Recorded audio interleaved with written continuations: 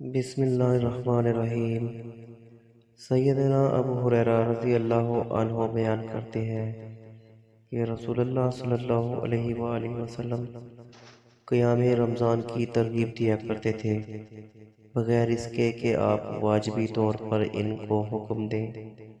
پھر فرماتے تھے، جس نے ایمان کی بنا پر اور تقرب و ثواب کی غرض سے رمضان کا قیام کیا، اس کے پچھلے گناہ معاف کر دیے جاتے ہیں۔ پھر رسول اللہ صلی اللہ علیہ وآلہ وسلم کی رحلت ہو گئی اور معاملہ ایسے ہی رہا۔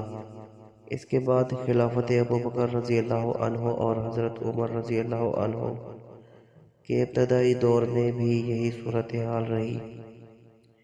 امام ابو داؤد رحمہ اللہ کہتے ہیں کہ عقیل، یونس اور ابو اویس نے ایسے ہی روایت کیا ہے، یعنی جس نے رمضان کا قیام کیا، اور عقیل کی روایت ہے جس نے رمضان کے روزے رکھے اور اس کا قیام کیا۔ سنن ابو داؤد، حدیث نمبر 1371۔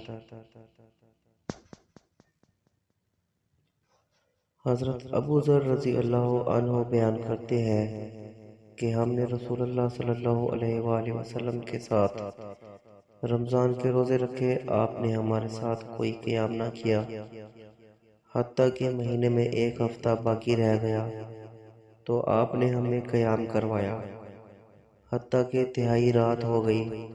جب آخر سے چھٹی رات آئی تو آپ نے قیام نہ کرایا، جب پانچویں آئی تو ہمیں قیام کروایا، حتیٰ کہ آدھی رات گزر گئی۔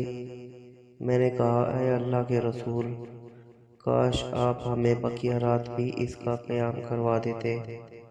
تو آپ نے فرمایا، انسان جب امام کے ساتھ نماز پڑھتا ہے اور اس کے فارغ ہونے تک اس کے ساتھ رہتا ہے تو اس کے لیے پوری رات کا قیام شمار کیا جاتا ہے۔ جب چوتھی رات آئی تو آپ نے قیام نہ کرایا۔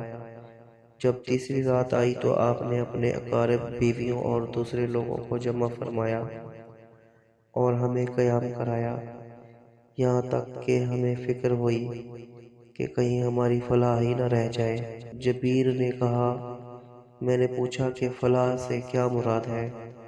انہوں نے کہا، سحری۔ پھر بقیہ راتوں میں آپ نے ہم کو قیام نہیں کرایا۔ سنن ابو داؤد، حدیث نمبر 1375۔